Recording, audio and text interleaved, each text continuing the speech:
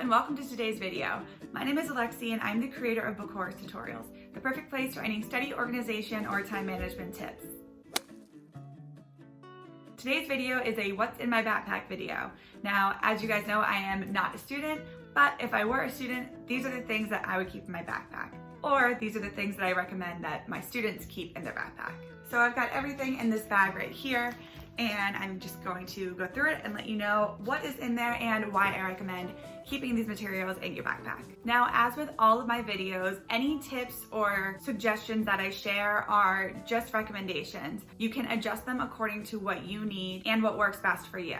So if you have more materials than what I am sharing in this video and that works for you, that is perfect. If you have less materials than what I'm showing in this video, then that is fine as well. You just need to make sure you have all the materials that it gives you the opportunity to be the most productive that you can be. If you find this video helpful, please be sure to give it a thumbs up and subscribe to my channel. I come up with new videos every Thursday, so if you subscribe, then you'll be sure to never miss out on a video. If there's a topic that you'd like me to make a video on in the future, just leave a comment down below letting me know. So let's get right into it. What's in my backpack in 2021? The first thing that I recommend to keep in your backpack is some sort of binder or folder organization system. So I have two options here. The first is this accordion binder. So when you open this up, you'll see that there are a bunch of separated folders within the accordion binder. So usually with these types of folders, there will be some sort of like label or tag that comes with these that will allow you to differentiate for which class they're for. This type of binder is really good for students that tend to throw their papers into a 3-ring binder without hole punching. Just makes it easier because you don't have to hole punch papers before you put them in their binder. You can just keep them all in an open binder in this accordion binder. If you do use an accordion binder like that, what I recommend is making sure that when you put new papers in, you do it in the same way every time. So for instance, if you put all new papers in the front of each section, then make sure you always put them in the front of each section, so that way your papers are in chronological order. If you want to put them in the back of each section, that's fine as well. Just make sure you're consistent when you are putting papers in that binder. As I always say, make sure that the date and title are always on any notes or pages that you put in those binders. The next binder that I have is a typical ring binder right here. So if you open this up, it just gives you space to put in any papers that you might have. If this is the type of binder that you choose to use, I recommend making sure that there are different dividers or tabs within it, so that way you can keep your binder more organized. The tabs can be used for whatever you need them for. If you use one binder per class, then you can use the tabs to separate your notes, homework, handouts, anything like that. If you use one binder for more than one class, then just make sure that you have dividers like these ones separating each class. Moving on, we just talked about how to keep your papers organized, but we need to make sure that you have paper to write with. So these are two different styles of notebooks. This one here has hole punches in it, so you can actually put this into one of your ringed binders to make sure that everything just stays neat and organized. This pad here also has both lined paper and graph paper. So the front half is lined paper, the back half is graph paper. So something like this is really helpful if you have classes that you typically use both styles of paper in. You can even rip out the pages in this and put them individually into your ring binder if you would like to. Especially if you have different tabs like what I showed you in the ring binder, then you can just rip out some pages and make sure they go into the correct tab. Now, this notebook right here does not have any rings and it is just lined paper in here. However, if this works for you, then this is a great option to use as well. Now, you should always make sure that you have some type of planner with you. Now, I have two paper planners right here. However, if you prefer to use a digital planner, that's fine. That will just be on either your phone or your iPad or computer. But if you want to use a paper planner, you just need to find one that works for you. For instance, this one right here has both lined paper and graph paper and is separated into different sections. This one has the same lined paper throughout and it's not separated into sections. So if you are using a planner that doesn't have dates already written in, I recommend that you go in every few weeks and make sure that you write in dates or create any sections that you need to in order for you to be productive. Next up, we have some flashcards. I have two different styles here. This one is separated, as you can see by the tabs here, into different sections.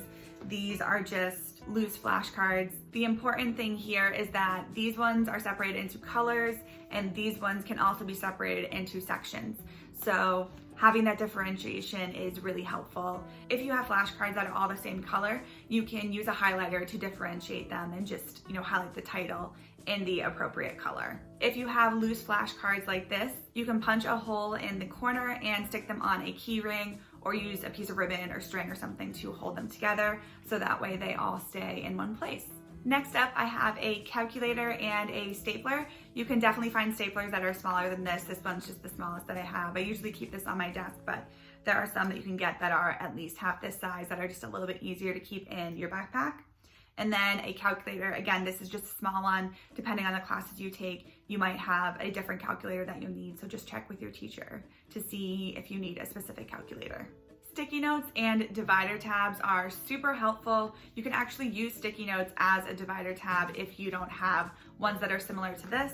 These help separate your notebook into different sections. As you can see, there's multiple colors here. You can color code them to suit your preference. As I said, sticky notes can be used as divider tabs if you don't have any of those. Sticky notes are also great. I often will write notes and use some scotch tape to tape them to the side of my tracking pad on my laptop if I need to remember to do something. These are just really easy to have on hand to write down little reminders or to-dos as well. Let's see, what else do we have in here? I have some scotch tape and I have my pencil case right here.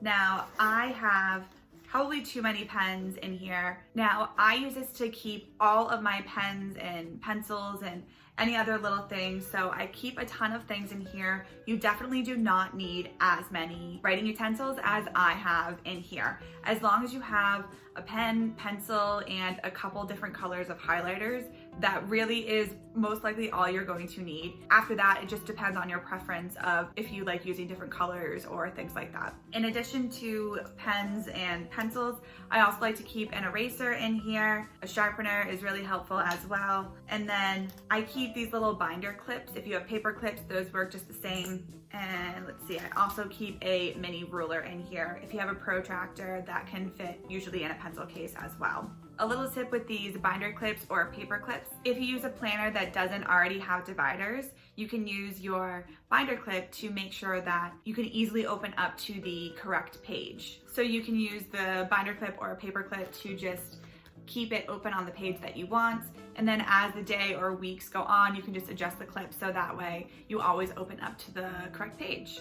So that covers it for all of my physical materials. Now I'm going to move on to any of my technology materials. So again, this is going to be dependent on you as a student, your school, and your learning preferences. So I have my iPad right here. I also have my laptop that I use. I also recommend having some sort of earphones that you keep in your bag. You might need them in class, or again, if you are working in a library or something, you need to listen to something off of your computer or your iPad or your phone, then these are just easy to keep with you so that way you have the ability to do that. So that about covers it as far as the academic materials go. However, I do have a few extra pieces that you can keep in your backpack as well. I like to keep a water bottle with me at all times. Usually this is full with water. This is really good and healthy to keep with you throughout the day. Snacks are also really good. Some fruit or maybe a granola bar to just keep in your bag in case you get hungry. And I keep a mask in my bag just in case I forget to bring one. I also keep a lint roller and some hand lotion in my bag just in case I need it throughout the day as well. Again, I just want to reiterate, these are my recommendations. You do not need to get any of these, or you can get a lot more materials if you'd like. These materials I just find are really helpful to help you be productive and successful in your school day. If there's something that you keep in your backpack that I didn't discuss that you find really helpful, leave a comment letting me know what that is down below. Thanks for watching, and I'll see you in my next video.